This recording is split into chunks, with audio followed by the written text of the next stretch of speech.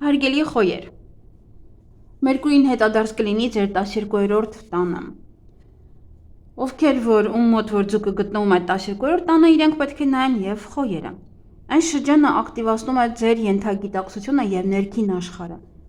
Այն, ինչ նախկինում թաքնված էր, հիմա կարող է բացահայտվել։ Հնարավոր է, որ վերադառնան հին հիշողությունները, հին ապրումները, վախերը, կասկածները, կարող եք մտածել եւ կասկածել անընդհատ, ինչ անել թե չանել, ընտրել այս ճանապարհը թե մյուսը, հատկապես նրանց համար, ովքեր ունեն ուժեղ արտահայտված ասցենդենտ, հենց գտնվում է դուք եք ոնց որ նայում որտեղ որ ցուլ ձկները 12-րդ նշանում են, ապա շատ կարևոր հարցեր կարող են առաջանալ ձեզ մոտ, հատկապես նաև եթե ասցենդենտը խոյ է։ Ուր գնալ, ինչ անել, ում հետ շարունակել կյանքը, ինչ ուղղություն ընտրել ընդհանրապես։ Այսինքն հիմա դուք գտնվում եք կարևոր ընտրության եւ որոշումների շրջանի մեջ, եւ պետք է հասկանաք ինչ եք ուզում եւ ինչպես եք ուզում կառուցել ձեր ապագան։ Հիմա այս թեման ձեզ համար դարձել է ամենակարևորը։ Դուք շատ եք մտածում ձեր կյանքի ուղղության մասին։ Շատերի մոտ կարող է առաջանալ նաև մենակ մնալու ցանկություն, որպեսզի հանգիստ մտածեն եւ հասկանան իրենց։ Այս շրջանը պատրաստման շրջան է։ Կարծես կյանքը եւ տիեզերքը ձեզ պատրաստում են նոր փուլի համար։ Ամենաակտիվ եւ կարևոր փոփոխությունները կսկսվեն մարտի 20-ից, երբ իրավիճակը ավելի պարզ կդառնա, եւ դուք ավելի շատ էներգիա եւ վստահություն կունենաք։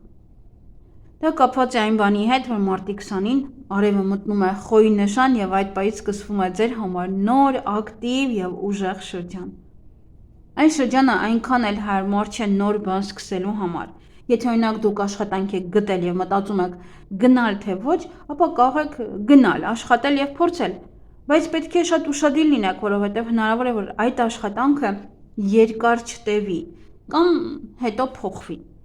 Ընդհանուր առմամբ այս շրջանը ձեզ պատրաստում է մեծ փոփոխությունների, որոնք հատկապես կսկսվեն մարտի 20-ից։ Այս ժամանակ սկսվում է խոյ նշանի նոր շրջանը եւ ձեզ համար բացվում են նոր հնարավորություններ եւ նոր սկիզբ։ Եթե խոսենք նաեւ 12-րդ տան թեմաների մասին, ապա այս շրջանում հնարավոր է վերադառնալ այն վայրերը, որտեղ նախկինում եղել եք։ Այցելեք բժիշկների, զբաղվեք առողջության հարցերով, հանձնեք անալիզներ կամ ստուգումներ։ Եթե ունեք քրոնիկ առողջական խնդիրներ, դրանք կարող են նորից հիշեցնել իրենց մասին, եւ դա նշան է, որ պետք է ավելի լուրջ ուշադրություն դարձնեք ձեր առողջությանը։ Բայց հիշեք, որ հետադարձ Մերկուրի ժամանակ անալիզների արդյունքներում երբեմն կարող են լինել սխալներ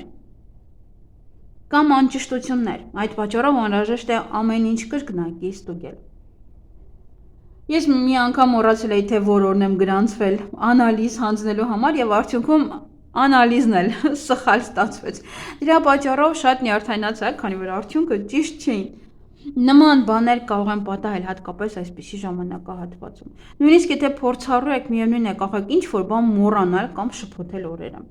Երբեմն արդեն ուշ է լինում փոփոխել գրանցումը, քանի որ պետք է երկար սպասել ձեր հերթին։ Այդ պատճառով այս շրջանում շատ կարևոր է ուշադիր լինել եւ ամեն ինչ կրկնակի ստուգել։ Այս ընթացքում կարող են նաև վերադառնալ հին հետաքրքրությունները եւ ստեղծագործական ցանկությունները։ Օրինակ կարող եք ցանկանալ զբաղվել ստեղծագործությամբ, դիտել հին ֆիլմեր, վերադառնալ հոգեվոր կամ կրոնական պրակտիկաների կամ տեսնել այնպիսի երազներ, որոնք որ ձեզ իմաստ կամ տեղեկություն կարող են տալ։ Ընդհանուր առմամբ այս հետադարձ Մերկուրիի շրջանը ձեզ պատրաստում է նոր կյանքի փուլին։